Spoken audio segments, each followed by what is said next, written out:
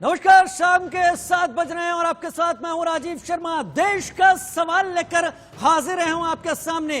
हर हिसाब जरूरी है, जवाब जरूरी है। सुशांत के इंसाफ की लड़ाई अभी अधूरी है। सुशांत की मौत को 74 दिन हो चुके हैं, लेकिन हत्यारा कौन है यह जवाब किसी के पास नहीं है। सबको पता है आरोपी कौन है, उसके बावजूद अब तक सबूत किसी को नहीं मिला। क्या पॉलीग्राफ और लाई डिटेक्टर टेस्ट आखिरी विकल्प है झूठ के साम्राज्य को तोड़ने के लिए? क्या माफियाओं और राजनेताओं का नेक्सस खत्म करने के लिए अब सीबीआई को विज्ञान की शरण लेनी ही पड़ेगी? शायद हां, क्योंकि हर सबूत, हर बयान को इतना तोड़ा मरोड़ा जा चुका है। अपराधी इतनी मोटी चमड़ी के लग रहे हैं कि उनके ऊपर कोई असर नहीं पड़ रहा। लेकिन इंडिया न्यूज अपने दावे पर अड़ा है कि सुशांत की हत्या हुई और देश सवाल पूछ रहा है कि क्या सच सामने लाने के लिए लाई डिटेक्टर टेस्ट ही आखिरी विकल्प बचा है? क्या रिया कातिलों को बचाने के लिए झूठ पर झूठ बोल रही है? रिया, दीपेश, संदीप के ऊपर किसको बचाने का दबाव है? पर्दे के पीछे से सुशांत की मौत का खेल खेलने वाला कोई नेता है या फिर कोई डॉन? दीपेश पिठानी के सरकारी गवाह बनने का मतलब अब तक क्या सच छुपाया गया है? इन सवालों पर देश के बड़े पैनल के साथ बड़ी चर्चा करेंगे। देश का सवाल में पॉलीग्राफ टेस्ट में कैसे अपराधी से सच उगलवा लिया जाता है, इसका भी आपको हम लाइव डेमो आज दिखाएंगे। लेकिन उससे पहले इस वक्त की बड़ी खबर से शुरुआत कर लेते हैं। करीब 6 घंटे रिया से पूछताछ हो गए, आज जारी हुए। दोपहर करीब 1:30 बजे से रिया चक्रवर्ती से सीबीआई लगातार पूछताछ कर रही है। रिया से ड्रग्स और पैसों को लेकर तमाम सवाल हो रहे हैं, जिससे कई कड़ियां जोड़ी जा सके। सीबीआई के सवालों के सामने सूत्रों की माने तो रिया घबराहट में है। रिया और सिद्धार्थ पिठानी से आमने सामने बैठा कर भी पूछताछ हो रही है। सूत्रों के हवाले से यह खबर सामने आ रही है, यानी सीबीआई हर तरीके से घेरने की कोशिश कर रही है, बयानों में आए उस उलझाव को समझने की कोशिश कर रही है जो जानबूझकर इस तरह के बयानों में पैदा किए जाते हैं। लगातार पूछताछ चल रही है। कल भी 11 घंटे के करीब रिया चक्रवर्ती से पूछताछ की गई, जिसके बाद वो सीधे सांता क्रूज पुलिस स्टेशन पहुंच गई थी और उसका यह कहना था कि उसके घर के बाहर जो जमावड़ा है उसके चलते उसे पुलिस सुरक्षा दी जाए और इसके चलते मुंबई पुलिस अब उसके आने जाने में उसके साथ रहती है। लेकिन क्या कुछ हुआ रिया के इस पूरे शामिल होने के लिए? रिया की इन तमाम पूछताछ के दौरान सीबीआई ने क्या कुछ पूछा? आज क्या क्या सीबीआई ने किस किस से पूछा? कौन कौन पहुंचा डीआरडीओ गेस्ट हाउस? इस रिपोर्ट में पहले देख लेते हैं।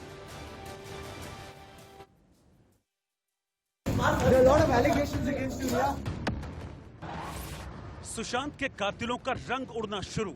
जल्द सामने होगा रिया का राजनीतिक गुरु।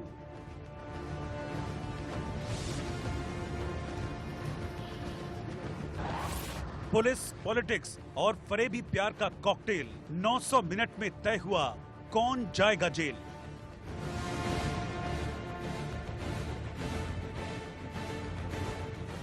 अपराध और राजनीति का कॉकटेल सुशांत केस को हर बीतते दिन के साथ और रहस्यमय बनाता जा रहा है। झूठ का ऐसा संसार रच दिया गया है कि सीबीआई को भी किसी निर्णय पर पहुंचने में टाइम लग रहा है। अब महाराष्ट्र के गृह मंत्री इस मामले के आरोपी संदीप सिंह का बीजेपी से कनेक्शन का आरोप लगा रहे हैं। संदीप सिंह के बारे में जो सीबीआई जांच करने वाली है, उसके जो भारतीय जनता पार्टी के नेता और माननीय पंतप्रधान, इनके ऊपर जिसने बायोपिक बनाया था और 27 भाषा में वो बायोपिक बनाया था, उसकी और भारतीय जनता पार्टी के क्या संबंध है? उसी प्रकार संदीप सिंह के बॉलीवुड के साथ में और ड्रग का जो मामला भी जो सामने आया, उसके साथ में क्या संबंध है, क्या ताल्लुकात है, इसके बारे में काबिल कंप्लेंट निवेदन मेरे पास आए, वो हम जांच के लिए आगे देंगे। सीबीआई कल 10 घंटों की पूछताछ के बाद आज फिर करीब 6 घंटे से रिया से पूछताछ कर रही है। आज के सवाल ड्रग्स और दोस्तों पर हैं, लेकिन फरेबी रिया और उसके साथी अभी भी मामले को उलझाने में ही लगे हैं। हर तरफ झूठ का साम्राज्य बनाया जा रहा है, सच को छिपाया जा रहा है, क्योंकि इंडिया न्यूज हर एंगल, हर खबर को आप तक सबसे पहले पहुंचा रहा है, ताकि आप इस क्राइम सियासी कॉकटेल को समझ पाएं। रिया सीबीआई के आगे भी पूरी तरह से कोऑपरेट नहीं कर रही हैं, तभी उनके जो जवाब हैं उससे संतुष्टि नहीं मिल पाई है सीबीआई को, इसलिए आज फाइनेंशियल एंगल को जांचा जाएगा सीबीआई द्वारा रिया के सामने। उसके बाद आगे की प्रक्रिया पूरी होगी, जहां रिया को एक और बार सीबीआई के सामने पेश होना होगा। उसके बाद इन 3 चरणों के बाद रिया से आगे कठिन स्तर पर पूछताछ की जाएगी। लेकिन पहले दिन जहां डिप्रेशन, रिलेशनशिप और ब्रेकअप को लेकर सवाल उठे थे, आज फाइनेंशियल एंगल, कंपनी में डायरेक्टर कैसे बनी, किस अकाउंट द्वारा उनके पैसे जाते थे, कितने ट्रांजैक्शन हुए थे, जो उन्होंने प्रॉपर्टी खरीदी है क्या उसमें सुशांत का कोई लेना देना है या नहीं, इन सारे सवालों पर आज सीबीआई अपना शिकंजा कसेगी रिया चक्रवर्ती पर। परिणाम क्या होगा अभी कहा नहीं जा सकता, लेकिन सच को छुपाने की कोशिश पूरी हो रही है। लेकिन कातिल और साजिशकर्ता नहीं जानते कि सच परेशान हो सकता है, पराजित नहीं। कुल भास्कर ओझा के साथ ब्यूरो रिपोर्ट, इंडिया न्यूज। और देश के सवाल में हम इसी सब बात पर चर्चा करने जा रहे हैं। एक बड़ा पैनल हमारे साथ जुड़ा है और बड़े खास मेहमान आज देश का सवाल में हमारे साथ इस वक्त जुड़े हुए हैं। हमारे साथ अभिनेत्री पायल रोहतगी जुड़ रही हैं, हमारे साथ वरिष्ठ वकील, उनका नाम आपने काफी सुना होगा, उज्जवल निकम साहब, अक्सर वो दिखते रहते हैं देश का सवाल पर, वो भी हमारे साथ मौजूद हैं। आभा सिंह जी, वरिष्ठ वकील सुप्रीम कोर्ट, वो भी हमारे साथ रहेंगी और अपने तमाम विचार साझा करेंगी। साथ में रमाकांत तिवारी साहब जो कि फोरेंसिक एक्सपर्ट हैं, वो हमारे साथ जुड़ेंगे। एलन राव साहब, पूर्व डीसीपी दिल्ली पुलिस, तमाम जांच के साक्षी रहे हैं, तमाम तरह की जांच उन्होंने की है, वो भी अपना अनुभव साझा करेंगे। और अभिषेक शर्मा हमारे साथ, हमारे संवाददाता इस वक्त जुड़ रहे हैं। सबसे पहले अभिषेक, आपके पास आता हूं, आज क्या कुछ हुआ और जो कुछ भी तमाम चीजें निकल कर आ रही हैं, रिया की पूछताछ अगर पूरी देखी जाए तो कुल 17 घंटे की पूछताछ हो चुकी है कल से और आज तक मिलाकर, और उसके साथ साथ तमाम दूसरे लोगों की, शौविक की भी पूछताछ है, दीपेश, सिद्धार्थ, ये तमाम लोग। क्या चल रहा है मुंबई में डीआरडीओ गेस्ट हाउस में, अभिषेक? बिल्कुल राजू, सही कहा आपने कि देखिए लगातार घंटों से, यानी कल 10 से 11 घंटे की पूछताछ हुई है और आज भी 5 घंटे से अधिक का समय बीत चुका है, लगातार रिया से पूछताछ चल रही है। देखिए आज का समय जो था, हमारे पीछे ठीक देख सकते हैं, यही वो डीआरडीओ गेस्ट हाउस है जहां पर लगातार पूछताछ चल रही है। और पूछताछ में देखिए उन्हें आज 10 बजे यहाँ पेश होना था, लेकिन वह 10 बजे नहीं पहुंच पाई क्योंकि कारण साफ था, उन्हें सिक्योरिटी नहीं मिली थी। वह सिक्योरिटी का बहाना बना रही थी कि सिक्योरिटी उन्हें नहीं मिल रही है, जिसकी वजह से वह यहाँ नहीं पहुंच पा रही है। हालांकि 1 बजे के आसपास जब घर पुलिस पहुंचती है, उसके बाद यहां पहुंचती है 1:30 बजे। 1:30 बजे से लगातार नुपुर प्रसाद जो सीबीआई के एसपी हैं, लगातार जांच पड़ताल कर रही हैं। इतना ही इतने इसके साथ में शौविक चक्रवर्ती या फिर जितने उसके और सिद्धार्थ पिठानी, तमाम लोगों से लगातार पूछताछ हो रही है। देखिए राजू, लगातार पूछताछ का मतलब साफ है, इतना लंबा कि कहीं न कहीं रिया चक्रवर्ती जो है वह लगातार लग रहा है कि सीबीआई को वह झूठ बोल रही है, यह जानकारी मिल रही है। और यही वजह है कि सीबीआई ने मन बना लिया है कि अगर झूठ लगातार बोलती रही, उन्हें आखिरी मौका लगातार सीबीआई दे रही है,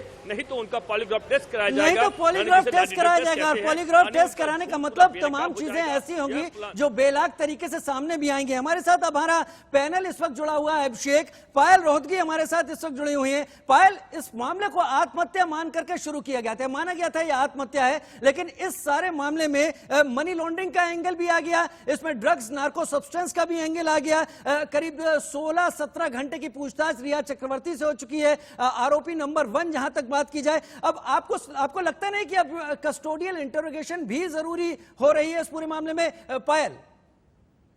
जी हाँ, कस्टोडियल इंट्रोगेशन तो आप कर सकते हैं क्योंकि सीबीआई इन्वॉल्व है, एफआईआर दर्ज कर दी गई है। ये कस्टोडियल इंट्रोगेशन को मुंबई पुलिस अवॉइड कर रहा था क्योंकि उसने एफआईआर दर्ज नहीं करी थी।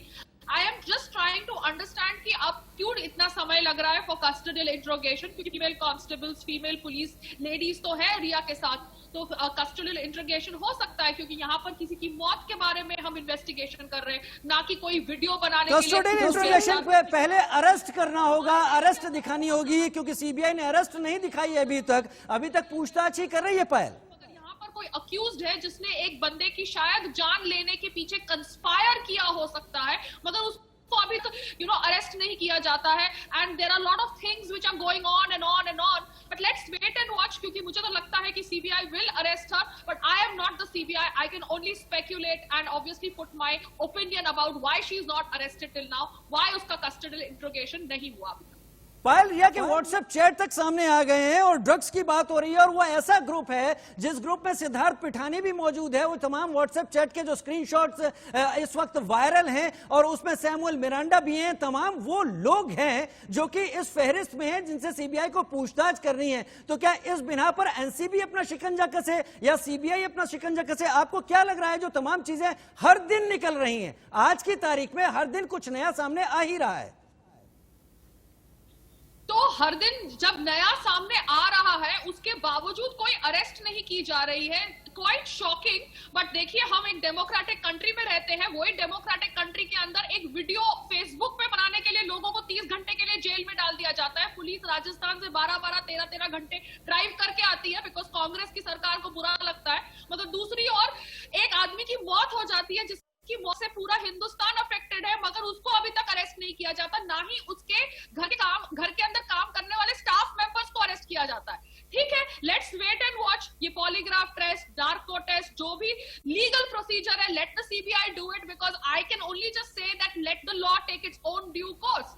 मगर कहीं ना कहीं बहुत ज्यादा हिपोक्रेसी लगती है क्योंकि ये सब कुछ हमारी आंखों के सामने भारत के अंदर हो रहा है एंड वीडियोस उसके वायरल हो रहे हैं, व्हाट्सएप चैट्स वायरल हो रही है, ड्रग डिस्कशन की चैट्स वायरल हो रही है, ऑडियो रिलीज हो रहे हैं जहां पर उसने अपने फाइनेंशियल ट्रांजैक्शन की बातें रिकॉर्ड करी है, जहां पे सुशांत सिंह राजपूत के मानसिक हेल्थ को डिस्कस किया जा रहा है। तो इतना सब कुछ होने के बावजूद भी उसको अरेस्ट नहीं किया जा रहा, बट ऑब्वियसली दिन ब दिन उसको एक बड़ा सेलिब्रिटी बनाया जा रहा है by giving all those PR interviews via this channel Aaj Tak. So this is what is happening in front of you and this is really really disappointing. खैर, इंटरव्यूज किसको देना है किसको नहीं देना है, पायल का अपना निजी फैसला था, लेकिन इंटरव्यू से जुड़ी हुई बात हमने भी सुनी, हमने भी उस बारे में जाना कि उसने क्या कुछ कहा। रिया ने एक बात ये कही कि उसका एक घर है जिसमें 50 लाख रुपए का लोन है, 17,000 की ईएमआई है, वो देने में उसको बहुत मुश्किल आएगी। लेकिन यही रिया एक नामी वकील मानशिंदे साहब उनको अपनी पैरवी के लिए बुला लेती हैं। थोड़ा सा अजीब नहीं लगता? खैर, उनका विशेषाधिकार है किसको बुलाएं किसको ना बुलाएं,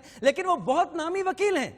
पायल जी हाँ, ऑब्वियसली, क्योंकि देखिए वकील लोग बहुत एक्सपेंसिव होते हैं, ये मुझे समझ पड़ गया है एंड वो लोग जिस हिसाब से डीलिंग करते हैं ये समझने में हम आम आदमी को टाइम लगता है जो लॉ से अलग होते हैं। तो रिया जब सतीश मनचंडे जी को हायर कर सकती है जिन्होंने संजय दत्त, सलमान खान का केस हैंडल किया है, और अब कह रही है कि मुझे 17,000 का ईएमआई पे करने में डिफिकल्टी होगी, तो ये तो बहुत अलग लेवल की मैन्युपुलेटर है। मगर ये मैन्युपुलेटर को नैप करने के लिए, जैसे मैंने सुना है और जैसे हम सब बिलीव करते हैं, एविडेंस चाहिए। तो लेट्स वेट एंड वॉच कि कितना एविडेंस हमको कितनी जल्द मिल सकता है, क्योंकि अभी सीबीआई से और कोई वरिष्ठ या बेस्ट ऑर्गेनाइजेशन तो नहीं हो सकती सुशांत सिंह राजपूत की डेथ को इन्वेस्टिगेट करने के लिए। So let's wait and watch, क्योंकि ये लड़की को तो अरेस्ट करना जरूरी है because she is a player of some different level only. और अब कहानी ये भी आ रही है पायल की पॉलीग्राफ टेस्ट तक भी सीबीआई जा सकती है। अगर सीबीआई के राइट्स में है to do a polygraph test then they should, because I don't know the rights that the legal structure has in India and I presume if they have the rights to do that with her they should, because she has been so cucumber with Rajdeep Sardesai and Rajdeep Sardesai ने उससे नहीं पूछा कि तुम drugs chats कर रहे हो, तुमने 8 हार्ड ड्राइव क्यों डिस्ट्रॉय करी सुशांत के घर से निकलने से पहले, तुमने सुशांत के कॉल्स को क्यों नहीं अटेंड किया जब तुमको पता था कि वो मानसिक तौर से इतना स्टेबल नहीं है। चलिए, सवाल पूछने के अपने सबके अलग अलग दायरे होते हैं, सब अपनी अपनी लिमिट, अपनी अपनी जानकारी के हिसाब से सवाल आगे रखते हैं, लेकिन अगर हमारे सामने पैनल इतना बेहतरीन हो जो सवालों को पूरी अच्छी तरीके से सामने रखे, तो हम उन्हीं से जानना चाहेंगे कि जो कुछ आ रहा है वो किस तरीके से आ रहा है और कैसे लेना चाहिए। वरिष्ठ वकील उज्जवल निकम साहब हमारे साथ इस वक्त जुड़े हुए हैं। उज्जवल निकम साहब, आप तो सच के पहरेदार रहे हैं और ये कहने में मुझे कोई किसी तरह की कोई गलत कोई शक नहीं है इस बारे में कि आपने सच की पहरेदारी हमेशा की है।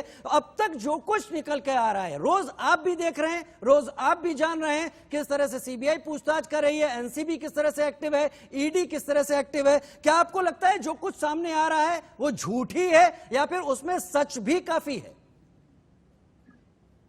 देखिए, अब तक जो जानकारी प्राप्त हो रही है उससे कुछ कहा नहीं जा सकता कि सच क्या है झूठ क्या है, क्योंकि ये पूरा मामला सर्कमस्टेंशियल एविडेंस पे आधारित है। और जब जांच एजेंसी को, क्योंकि इस मैटर में तो कोई चश्मदीद गवाह नहीं है, लोग अलग अलग तरह के इन्फरेंसेस निकालते, कंजेक्चर्स निकालते, सरमाइसेस निकालते हैं, और कानून में ये सरमाइसेस, कंजेक्चर ये कोई सफिशिएंट नहीं होता है किसी को अरेस्ट करने के लिए। तो इसलिए सीबीआई अब तक जो गवाह जो जोड़ रही है, यानी सर्कमस्टेंसेस की चेन कनेक्ट कर रही है, और इसीलिए आपने देखा होगा कि सुशांत की डेड बॉडी 14 जून को मिली है, और 14 जून को मिली है उस वक्त उस फ्लैट में सिद्धार्थ पिठानी, दीपेश सावंत और नीरज सिंह ये लोग मौजूद थे। सीबीआई ने पहले उनसे पूछताछ की, उसके बाद सीबीआई ने यह भी खोज निकाला कि रिया चक्रवर्ती उनका फ्लैट कब छोड़ा था। तो 8 जून को उसने फ्लैट छोड़ा था, 9 जून को सुशांत का फोन ब्लॉक किया था, और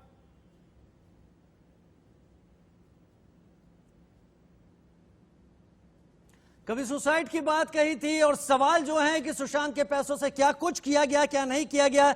आभा सिंह जी, वरिष्ठ वकील सुप्रीम कोर्ट, हमारे साथ इस वक्त जुड़ी हुई। निकम साहब, आपका पॉइंट नोट किया यहां पर। आप जो बात यहां पर कह रहे हैं कि सर्कमस्टांशियल एविडेंस पर आधारित ये पूरा मामला है। आभा सिंह जी, आपका रिएक्शन उज्जवल निकम साहब ने जो कुछ कहा। देखिए, इसमें 2 महीने से ज्यादा हो चुके हैं। मुंबई पुलिस को तो कोई क्रिमिनलिटी नहीं दिखी, इसलिए मुंबई पुलिस ने FIR भी नहीं लिखी।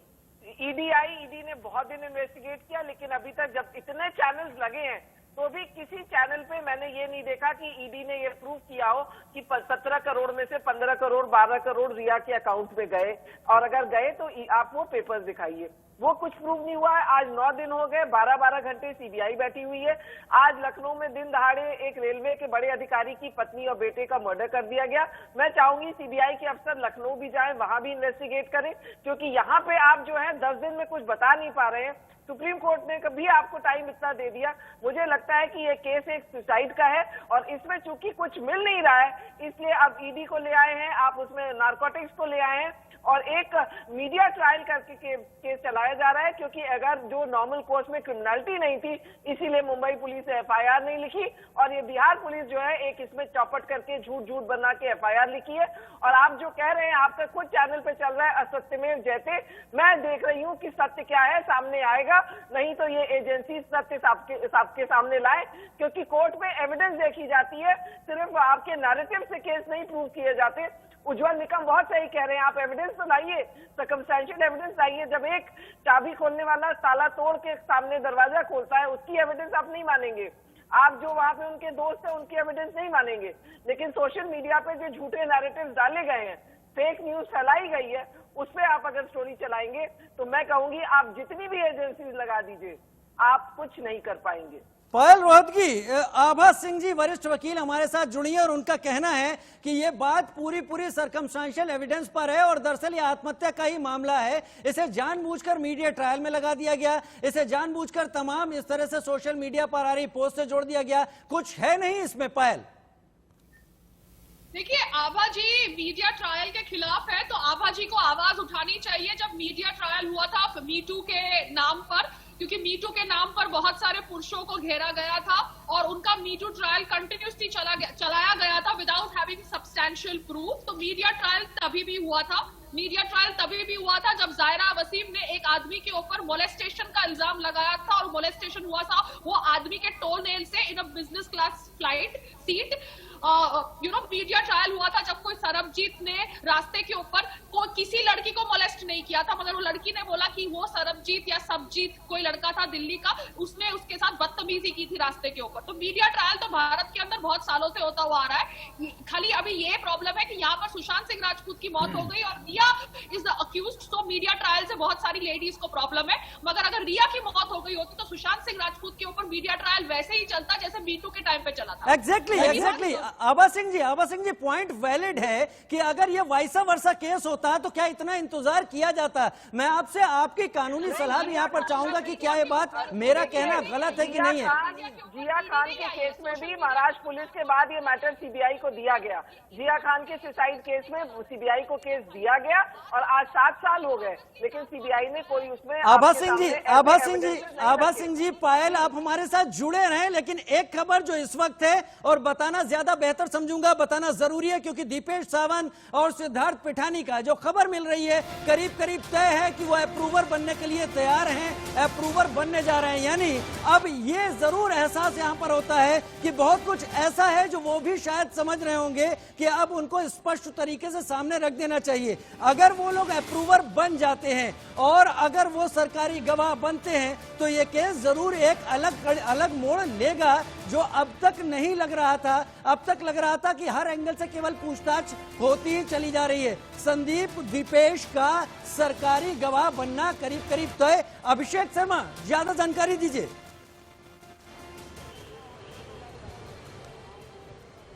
बिल्कुल राजू, देखिए जरूर इस वक्त की एक बड़ी खबर है कि देखिए लगातार सीबीआई जैसे जांच पड़ताल कर रही है। रिया और पूरी सौविक चक्रवर्ती सभी के सभी लोग कहीं कहीं सीबीआई गुमराह करने की कोशिश कर रहे हैं, वो बताने की कोशिश कर रहे हैं कि नहीं उन्होंने ऐसा कोई क्राइम नहीं किया है। लेकिन देखिए वहीं सिद्धार्थ पिठानी मौजूद था उसी फ्लैट में, वहीं दीपेश सावंत मौजूद था। तो इन लोगों ने बहुत सारी चीजें देखी है और बहुत सारी चीजें सीबीआई को बताई है, क्योंकि सीबीआई को पता है कि उनके पास बहुत सारे ऐसे एविडेंस नहीं है जो शायद कोर्ट में प्रूफ हो सके। तो इसलिए उनको जरूरत पड़ती है अप्रूवर की, और इसलिए अप्रूवर बनाने को लेकर इनको सामने प्रस्ताव रखा गया था कि अप्रूवर बनिए या फिर आगे कार्रवाई हम कर सकते हैं। यही कारण है कि सिद्धार्थ पिठानी और दीपेश सावंत, जो हमारे सूत्र बता रहे हैं, ये दोनों लोग अप्रूवर बनने को तैयार हैं। अब सीबीआई को फैसला करना कि क्या इन्हें अप्रूवर बनाया जाए, क्योंकि देखिए अभी भी लगातार बयान में बदलाव देखा जा रहा है। लेकिन ये बात कह सकते हैं कि दीपेश सावंत, सिद्धार्थ पिठानी आने वाले दिनों में अप्रूवर बनेंगे और रिया और चक्रवर्ती के जितने भी काले कारनामे हैं उसका पर्दाफाश या सीधे सीधे कोर्ट के सामने करने वाले। मैं उज्जवल निकम साहब और आबा सिंह जी से जरूर पूछना चाहूंगा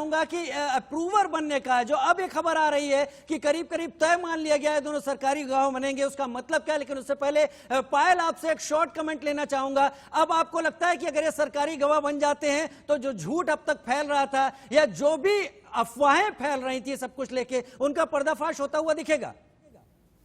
जी हाँ, अगर स्टेट विटनेस बनते हैं तो कहीं ना कहीं उनको भी प्रोटेक्शन मिलती है, क्योंकि यहाँ पर प्रोटेक्शन के बिना कोई कुछ बोल नहीं सकता, क्योंकि सबको डर लगता है कि नेक्स्ट नहीं बन जाए।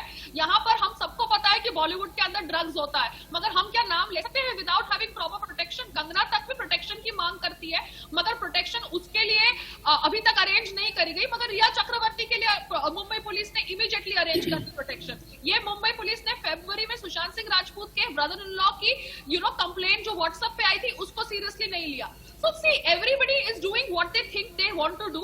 मगर हाँ, हम एक्सपेक्ट करते हैं कि कहीं ना कहीं जब अगर ये विटनेस बन गए, ये जितने भी लोग थे स्टाफ के, तो कहीं ना कहीं और खुलासा होगा जो हमें रिया या उसके पीछे जो भी लोग हैं उनको नैप करने में हेल्प करेगा। जी, उज्जवल निकम साहब हमारे साथ जुड़े हुए हैं, आबा सिंह जी जुड़े हुए हैं, एलन राव साहब भी जुड़े हुए हैं। उज्जवल निकम साहब, इस पूरे मामले में अगर अप्रूवर की बात आए और ये पता चले कि दो खास ऐसे लोग जिनसे पूछताछ हो रही है वो अप्रूवर बनने जा रहे हैं, केस को किसी के अप्रूवर बनने, सरकारी गवाह बनने से कितना असर पड़ता हुआ दिखता है आपको?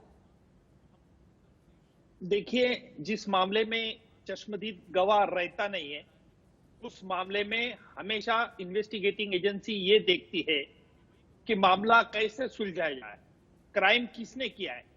इसलिए फौजदारी कानून के तहत माफी का गवाह बनने का प्रावधान है, लेकिन वो माफी का गवाह जो है उसमें उस आरोपी को पहले कोर्ट के सामने कबूल करना पड़ता कि वो भी एक साजिश का हिस्सेदार था। और इतना ही नहीं, तो approver is a self confessed traitor, ऐसा उसको बोलते हैं। और इसलिए इंडिपेंडेंट जो बात कहता है उसके लिए कोरॉबोरेटिव एविडेंस, इंडिपेंडेंट कोरॉबोरेटिव एविडेंस लगता है, तभी माफी का गवाह का कोर्ट विश्वास रखता है। नहीं तो हर कोई मुलजिम मलेगा कि मैं माफी का गवाह बनता हूं और खुद की जान छोड़ लेगा, इसे कानून नहीं मानता है। तो कानून के लिए इंडिपेंडेंट कोरॉबोरेटिव एविडेंस लगता है। साजिश, हमेशा साजिश जब होती है तब साजिश में अप्रूवर करते हैं। मैंने 93 के बॉम्ब ब्लास्ट में माफी के गवाह किए थे, गुलशन कुमार मर्डर केस में माफी का गवाह किया था, और कई संगीन मामले में माफी का गवाह किया था। माफी का गवाह जब करते जब कोई चश्मदीद गवाह नहीं है, जब कोई साजिश का खोलने का राज एविडेंस नहीं है, तब माफी का गवाह बनाया जाता है।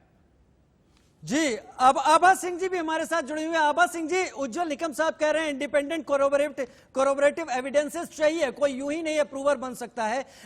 अगर इस पूरे मामले में ये दोनों अप्रूवर बन रहे हैं, एक ये समझाइए कितना खास है, बी अगर कहीं सीबीआई को जांच में दिक्कत होती है तो क्या इसका दूसरा जो शॉर्टकट या दूसरा उपाय, क्या वो ये माना जाए यहां पर कि वो पॉलीग्राफ टेस्ट हो सकता है?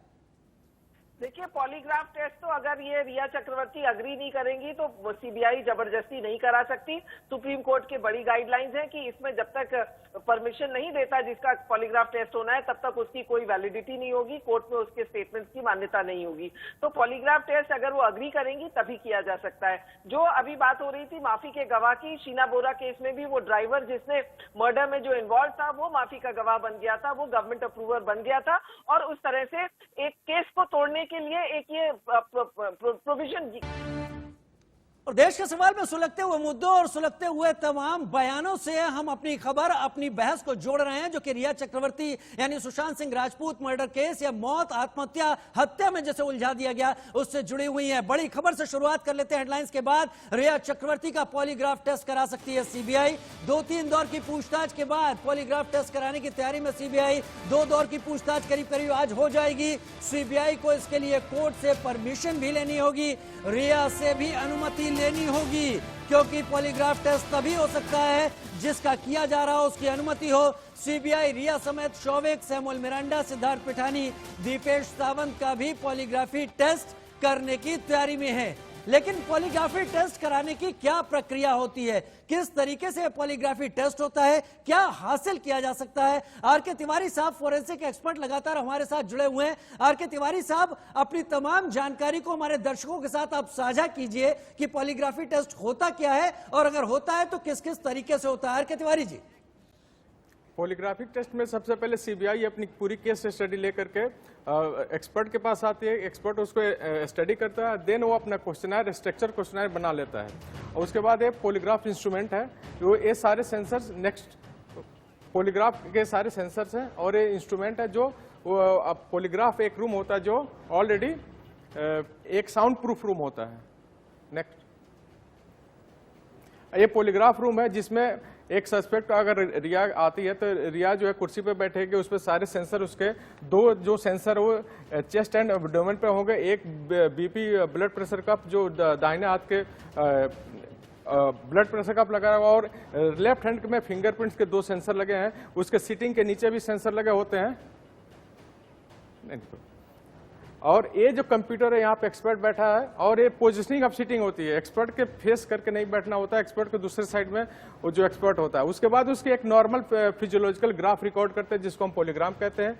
पॉलीग्राम ये स्टार्टिंग में बिना क्वेश्चन पूछे हुए हम इसको रिकॉर्ड करते हैं, और ये है जब पहला जो ऊपर का है वो चेस्ट का है, रेस्पिरेशन का है, दूसरा जो एब्डोमेन रेस्पिरेशन है, स्किन कंडक्टिविटी जो उंगलियों पर लगे हुए हैं, और ये ब्लड प्रेशर का ग्राफ है।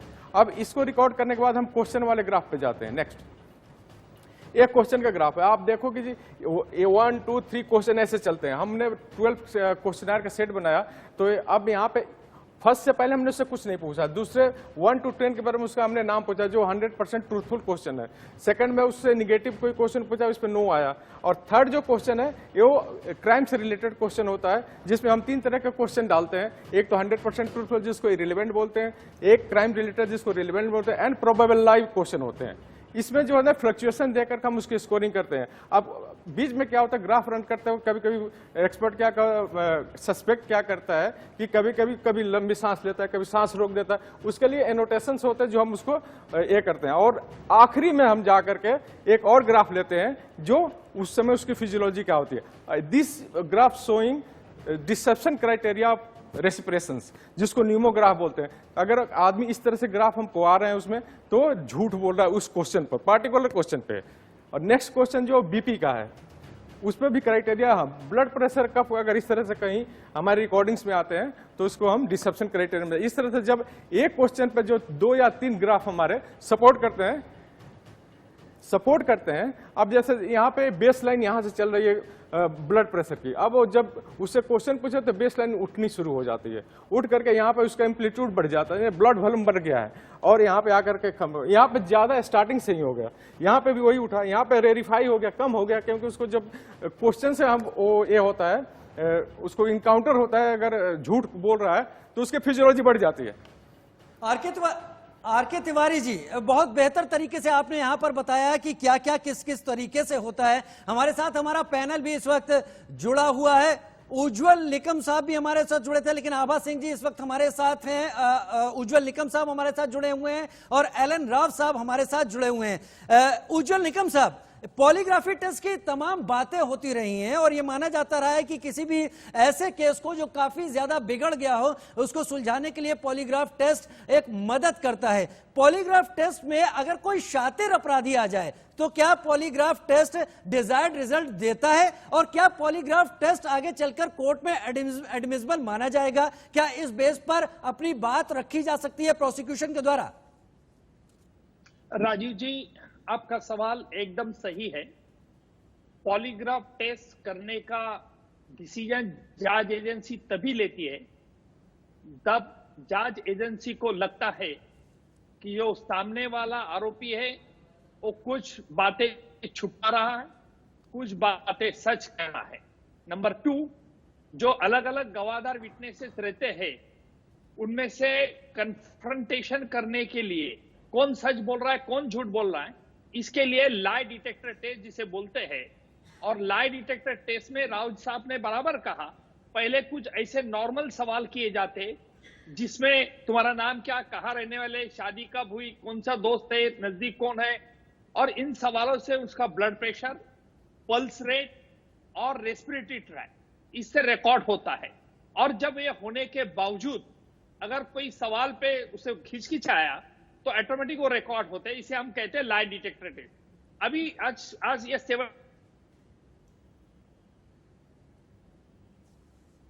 जी, संपर्क बाधित हो गया, लेकिन उज्जवल निकम साहब बड़ा बेहतर तरीके से बता रहे थे कि लाई डिटेक्टर टेस्ट किस तरीके से होता है। एलन राव साहब जुड़े हुए हैं और एलन राव साहब ने जी उज्जवल जी बोलिए। गुनेगार जो रहता है वो शातिर गुनेगार कभी कभी इन्वेस्टिगेटिंग एजेंसी को भी चकमा देता है। जो शातिर गुनेगार, मैंने ऐसे कई केसेस देखे हैं कि जिसमें शातिर गुनेगार ने लाई डिटेक्टर टेस्ट को फेल किया है, तो इसीलिए कोर्ट ये मानती नहीं। तीसरी आर्टिकल 20 ऑफ द कॉन्स्टिट्यूशन के मुताबिक उस आरोपी की कंसेंट लगती है। जब कंसेंट देगा तभी लाई डिटेक्टर टेस्ट होता, क्योंकि उसके लिए आरोपी की परमिशन। कोर्ट में इसको एविडेंशियरी वैल्यू कोई नहीं है, सिर्फ जांच एजेंसी के लिए, जांच एजेंसी को कंफर्म करना रहता है। सिर्फ जांच एजेंसी को कंफर्म करना है, कोर्ट में वैल्यू नहीं है। उज्जवल निकम साहब, एलन राव साहब से पूछ लेता हूं। एलन राव साहब, उज्जवल निकम साहब ने एकदम साफ कहा कोर्ट में कोई वैल्यू नहीं है। मान लीजिए अगर कोई अभियुक्त, कोई आरोपी कह देता है मुझे लाई डिटेक्टर टेस्ट या पॉलीग्राफ नहीं कराना है, तो उस स्थिति में क्या माना जा सकता है? क्या इसको हम जिस तरह से उज्जवल निकम साहब कह रहे हैं, हम अगर कोर्ट में नहीं ले जा सकते तो केस को कैसे आगे ले जाएंगे इसके दम पर? देखिए, ये बात बिल्कुल सही है। लाई डिटेक्टर टेस्ट जिसको पॉलीग्राफिक टेस्ट भी कहते हैं, वो बिना उस सस्पेक्ट की मर्जी के नहीं हो सकता है, नंबर 1। नंबर 2, उसके लिए कोर्ट की परमिशन भी लेनी होती है, नंबर 2।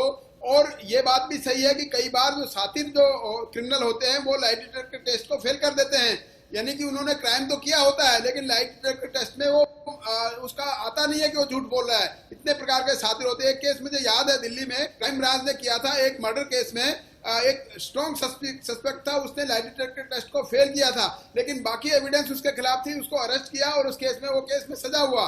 तो ऐसा नहीं है कि लाई डिटेक्टर टेस्ट एक प्रकार से इन्वेस्टिगेशन में मदद करने का एक साइंटिफिक तरीका जरूर है, लेकिन ये बहुत बड़ा फूल प्रूफ नहीं है और उसकी कोई एविडेंशियरी वैल्यू भी नहीं है। और अगर कोई मना कर देता है कि उसे टेस्ट नहीं कराना है तो इससे क्या शक नहीं पैदा होता? कैटेगरी में लिया जाता है। और CBI generally light detector test करने के लिए अपनी सेटिस्फेक्शन के लिए जरूर करती है कि क्या ये आदमी वास्तव में सच बोल रहा है। चलिए इतना तो समझ पा रहे हैं सर, यहाँ पर इतना समझ पा रहे हैं कि लाइट डिटेक्टर टेस्ट या पॉलीग्राफ टेस्ट अगर सीबीआई करवाना भी चाहती है तो उससे भी हटकर सीबीआई को अपने रिकॉर्ड्स, अपनी पूछताछ और बयान पुख्ता करने होंगे और शायद तभी सीबीआई अंत नतीजे पर पहुंच पाएगी। लेकिन उनके सामने ही यह पूछताछ हुई है। रवि कुमार जी हमारे संवाददाता हमारे साथ जुड़ गए हैं। रवि, एक दिल दहला देने वाला यह हत्याकांड है जहां पर मां और भाई की हत्या हो गई और उसमें परिवार की बेटी ही जिम्मेदार निकली। रवि,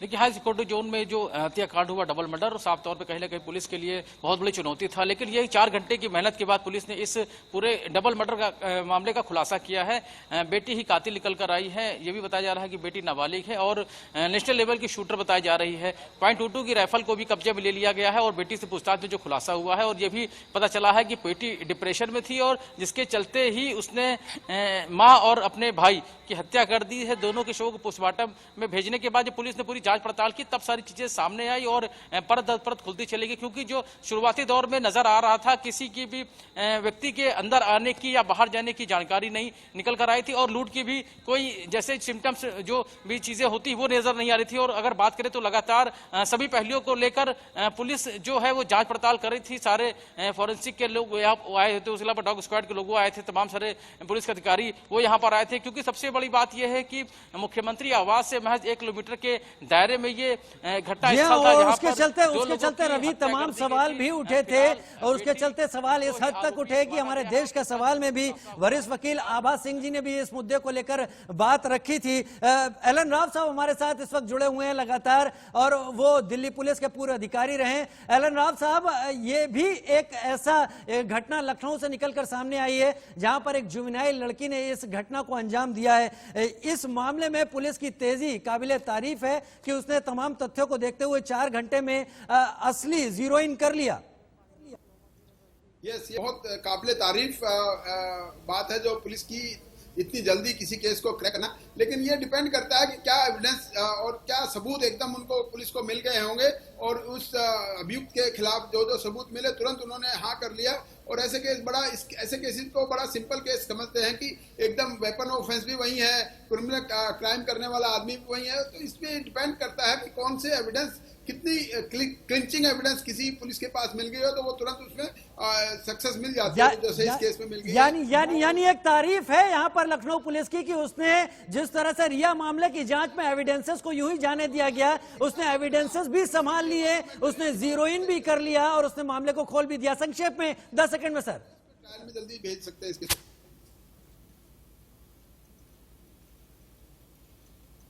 चलिए ये एक अलग मामला है जो कि लखनऊ से आया, जिसके बारे में पूर्व पुलिस अधिकारी एलन राव साहब अपनी बात रख रहे थे। लेकिन ये एक फर्क दिखता है और यही फर्क शायद जिस तरह से जांच रिया मामले में सीबीआई अब कर रही है, अगर मुंबई पुलिस भी उसी तेजी से कर लेती तो शायद आज सीबीआई की जरूरत नहीं पड़ती, उन तमाम चीजों की जरूरत नहीं पड़ती जिनके चलते अब बहुत सारे लूप होल्स खुलकर सामने आ रहे हैं। देश के सवाल में फिलहाल इतना ही, वक्त छोटे से ब्रेक का।